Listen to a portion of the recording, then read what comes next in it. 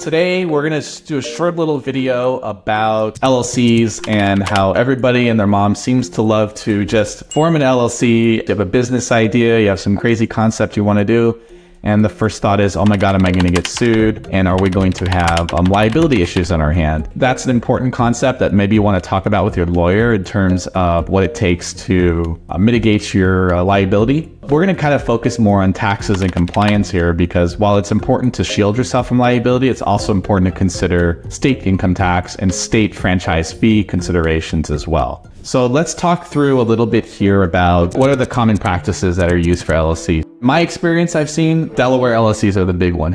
Is that something that you've kind of seen out there? Yeah. And so I used to work at a huge firm, dealt with a lot of private equity, hedge funds. Everything was registered in Delaware. And why did they do that, right? Because Delaware has some really business-friendly courts when it comes to that state. And so in addition to that, it's also relatively cheap to kind of set it up in that state. They don't really have any additional tax per se. Their franchise tax is really low, and then also their filing fees are pretty low as well. When you're dealing with really sophisticated investors, a lot of times they're going to require you to actually go register in a state like Delaware because they're going to want that additional protection. A lot of investors, VCs, private equity, they actually mandate or require that your company is formed in a state like Delaware, or they have certain standards, right? So in that particular instance, by all means, go out there, form your Delaware LLC, form your Delaware Corp, and hop to it. But this video is more geared towards if you're a smaller investor, if you don't have those considerations where you have an outside party or an outside investor driving your decision to form, then this is something that you're really going to want to consider, because I don't want you to be in a position where you're paying a whole load of fees and you got bad advice because you heard that X state, for example, has very low filing requirements, versus the big one here is California, right? California wants a minimum for LLC, for any corp or LLC, they want $800 a year. That's a lot of money. If you have 10 LLCs, that's $8,000 a year. How much is Delaware? It's like a couple $100s a year, something like that. It's like $350 or something. Yeah, 50. You're talking about substantial savings there, which actually may not bear out. The next kind of area we should talk through is like taxable income and what would drive somebody to consider whether or not they should organize in the state that they're in, or if they should continue using outside LLC. Tell us a little bit about how the state wants to tax you. What everybody's always trying to avoid is the California LLC, right? Because California, obviously, one, has a minimum franchise tax of $800. So, no matter if you make zero money, if you make negative money, you're going to pay the $800, right? Part of that also is LLC gross receipts fee. Is California also has, a tiered rate depending upon what your gross receipts in California is. Once you make $250,001, now your fees go from $800 up to $1,700 because you'll have the franchise tax on top of the franchise fee, the minimum fee of $800. No, God! No, God, please, no! No!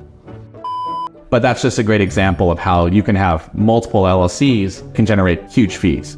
Now, someone might be thinking, all right, well, how can I avoid this? I'll just incorporate in Delaware. I live in California, I have a consulting firm, I do 100% of my work in California, but let's say it's in Wyoming because it's a Wyoming LLC. So tell me, is that a good tax saving strategy to avoid California taxes? Well, there's something in the tax world called state source income. It really looks to where you're generating that income from. Even if you were to go register in a different state, sure, maybe, they have better ways of saving taxes because they have no state income tax, better privacy laws. Guess what? If you're operating in California and you have California state source income, you're gonna have to register your business in California. So you're telling me basically my California situated apartment building cannot avoid California state income taxes, even if I have a Delaware LLC. That's right. So that's a big one, right? I mean, that's the thing that we'll see a lot. That might be a disconnect between perhaps legal services that you're using that are not considering tax ramifications, right? They're like, hey,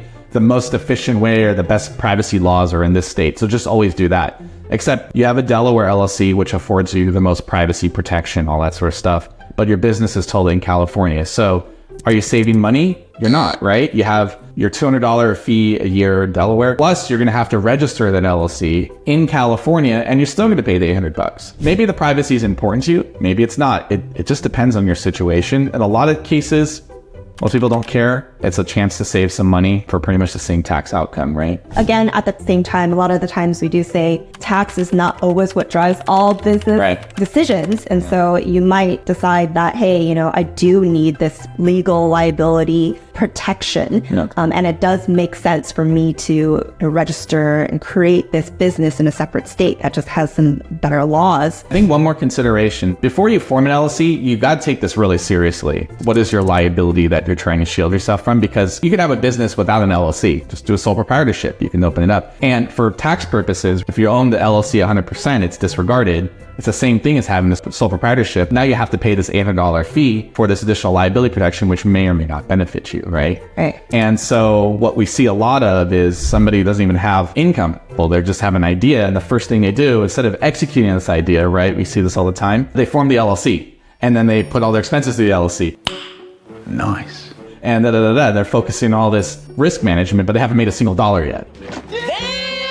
4 years later, they owe 3 years of $800 to California. And if you want to close that business down, you're going to have to make sure you not only pay that, but you're going to have to pay some money to file those tax returns. Yeah. Don't forget the penalties, not just 800. They want the interest. They want the fact that you didn't file it. They're not happy when they don't receive their money. It's so easy to file an LLC now. To be fair, they do mail you a notice. They say, hey, just so you know, you have all these filing requirements, but most people don't read them. I actually would prefer it if right before you file, you should be able to click something that says, hey, are you sure you want to do this? Because you have some paperwork to do until you shut this business down. A lot of people just, I think, kind of miss that whole concept, right? Oh, I didn't touch it. I don't have anything to do with it. No, it still exists. You have something to do with it until you file termination paperwork. Absolutely. Which says now you're done officially. Then that signals to California, okay, we're done. We're done. When I say we're done. I think we just wanted you to be aware of what to look for when you're forming LLCs. You need to consider where the business is being done. You need to consider liability protection, which is, again, more of a legal discussion. You have to consider the factors. Do you have investors? Do you have privacy consideration? All that.